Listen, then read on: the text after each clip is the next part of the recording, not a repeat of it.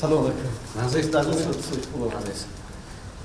دستاوردی که شما کردین در تاریخ فوتبال تاجیک اولین بار است. برای این سواری سپاس. این همش محنت و زحمت و شبانه روزی شما است. کسی دیگر نیست. حاضر تمام کل تاجیکان دنیا 60 میلیون تاجیکان دنیا فقط بازی شما را تماشا میکنن و مخلصی میکنن. شما الکی میگیم دلی نه تنها تاجیکان دنیا، دل دیگر مخلصان فوتبال که از دیگر کشورها است به دست آوردیم. و امروز ما همراه خود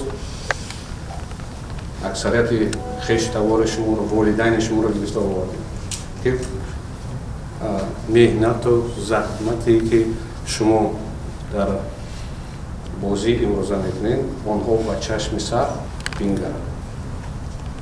و امیدوارم که شما باز هم از این دم خوبتر، بهتر در ورزش فوتبال، در میدان فوتبال نشان میدید. باور دارم که اون نیت و آرزوهایی که پیشوای ملت هم کرده است نسبت شما با اون سزاوار میشید.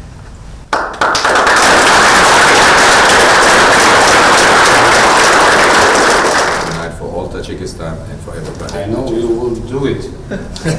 That's right. ما را دستگیری میکنیم وقت ما را حس میکنیم بچه ها قطعی شما کنیم میموز حرکت میکنیم که چخیل بازی و آینده را گذاشته میموز هم خیلی بازی کنیم مردم تاجیک خرسان کنیم و هم نومی هم بچه ها حرکت داریم برای شما سلام باشید.